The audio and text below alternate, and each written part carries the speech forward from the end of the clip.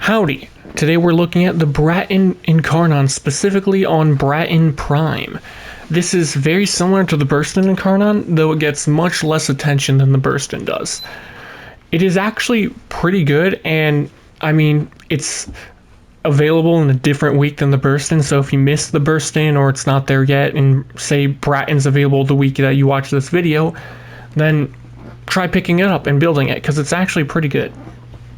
Now, the main difference between this and the Braton is this is slower firing but bigger damage, but they, for the most part, fulfill the same role and perform very similarly.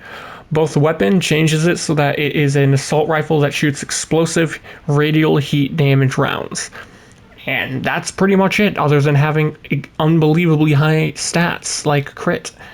So this weapon actually has a leg up over the Braton in damage if you use it with a specific evolution. So the Braton, well, it does have, I'm fairly certain, has higher damage by itself, right? With these evolutions, these are typically the best evolutions right here, right?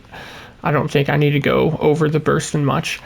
But something that the Braton has that it does not is this evolution right here.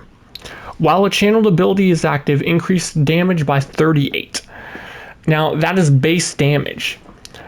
Our base damage is 77 right now, but if we go down here, it's 112 in the Incarnon form. So it comes out as being about a 33% damage increase since it's to our base damage. That is a very, very nice damage increase. And it actually pushes it above the damage of Braton Incarnon, though it has the downside of needing you to have a channeled ability active. Depending on what Warframe you play, that might not actually be that hard. So let's say Oberon, you have his 3 active, Equinox, like half her abilities are channeled abilities, Gloom on any Warframe, if there are enemies within the radius, will proc it.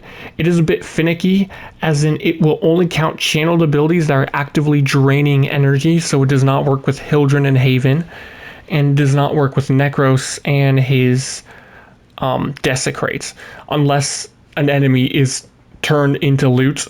Then for like half a second you'll get the bonus damage, but it doesn't consistently happen. So don't count on it unless you are purposely building into it like you're using a frame with it. But there's at least good frames in the game that you can make use of it with. Then the other ones are pretty mediocre, I'd say. The best one here is accuracy and reduced recoil.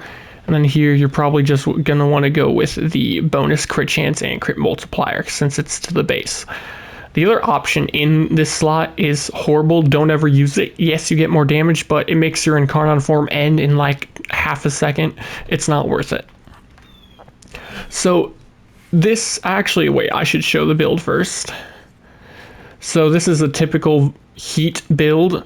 Or not, sorry, viral slash build, Hunter Mumu, dexterity because it's easier to keep up as long as you can get melee kills, stabilizer because even with this to reduce the recoil in the Incarnon form is actually pretty intense. Like, it's got some of the most intense recoil in the game. So stabilizer with this evolution gets recoil entirely, so you don't have to worry about it.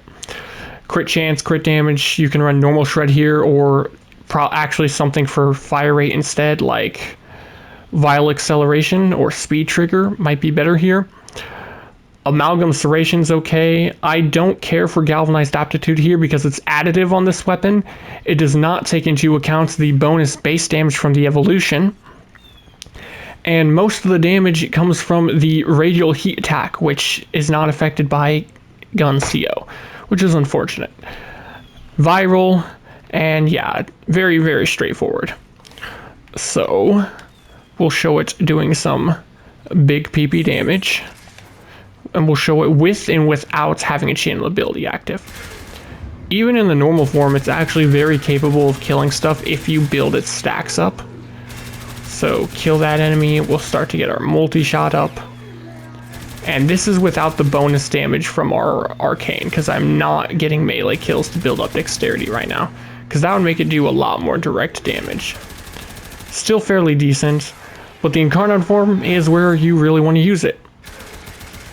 So we shoot this guy. It does quite decent damage, I'd say. Not bad by any means, though having more fire rate would of course be nice here. And the AoE is fairly good as well, though you're going to do a lot more damage if you get a direct hit rather than just with the AoE. But if we activate our renewal, so now we have a channeled ability active. If we check up here, Daring Reverie, increased damage and ammo efficiency while channel ability is active. The ammo efficiency unfortunately does not affect the Incarnon mode, but the base damage does. Now we are going to do a fair bit more damage. As you can see, it is definitely doing more damage now. And it's not that hard to activate. If you're playing a frame that has channel abilities active all the time, you're always going to be getting that massive bonus damage.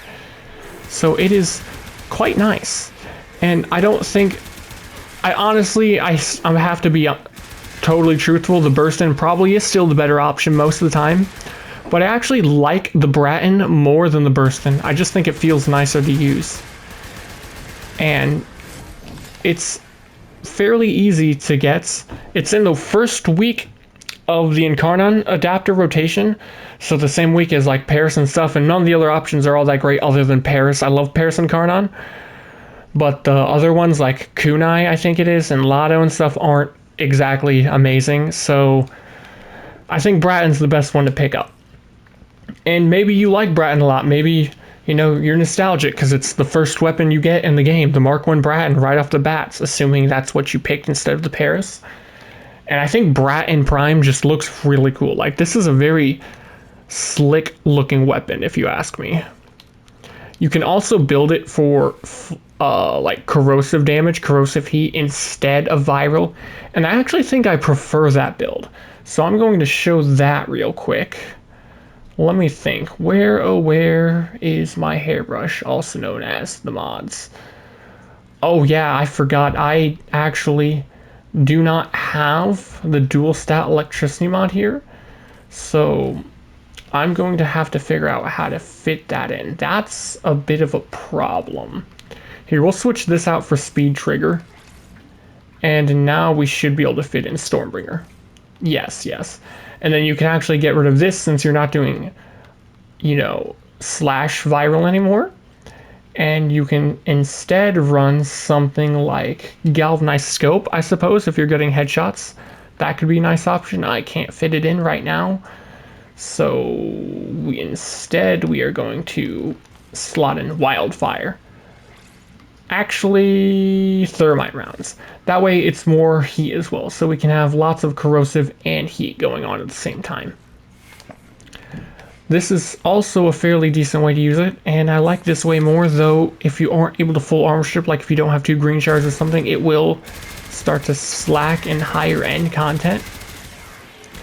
And in this case, you kind of do want to get your dexterity kills up, because you're doing flat damage, or sorry, yeah, you're doing flat damage rather than slash damage, so it is actually going to be affected by the bonus damage, whereas like slashed procs are not affected by the bonus damage that you get from dexterity. So I'm going to build up our dexterity real quick, and now I'll reset the enemies and I can show it. There we go. Now you can see it. It's not bad in its normal form. I'm horrible at getting headshots, but it's going to do much more damage in its Incarnon form. You can see it's fairly decent. It's nothing insane, but it's not bad by any means. And this can take you through, I mean, maybe not this build specifically if you don't have 2 green shards, but like the Braton Incarnon in general is good enough to do everything in the game, including level cap. It's not a bad weapon. A lot of people like try to stress out, oh, you gotta use the best weapons that have the highest damage. At some point, damage gets to be so high that you really need more damage. Is that really necessary? Like, a guy pointed out in my Ninkoni video that I wasn't running a Bane mod, because Bane mods are, first of all, super strong. Secondly, they double dip on dots. They are taken into account twice in the equation. And then thirdly, with melee influence, they triple dip for massive damage. Except, if the enemies are able to be armor stripped, right? and you're using a weapon like Ninkoni melees, because melees are already stupidly strong, any melee weapon with melee influence is going to do more than enough damage to kill armor stripped enemies all the way up to level cap with ease. They will melt like butter. So I don't see the point in using something like a Bane mod for even more damage when you already have enough to do all the content in the entire game. And the same applies here, right? Like, yeah, Burstin probably is slightly higher damage, though actually lower if you have this active channeled ability. But do you really need to have in that high of damage? Most of the time the answer is no. No, you don't. And I think that's something most people don't really think about. They're just like, they want to get the highest damage, even though you don't always need the highest damage. Sometimes comfort or something that you like more personally is better to go with instead. So that's why you should usually go for something that you like more fun-wise rather than just playing the meta. So yeah, that's going to be it for the Braton Incarnon. This is my fashion on my Oberon. He looks disgusting. I know, it's horrible, but that's because all Oberons look disgusting. Don't even at me. Thanks for watching. If you enjoyed the video, maybe leave a like or subscribe for more random content. If you didn't like the video, then dislike it so that I know it was doo-doo water. Adios.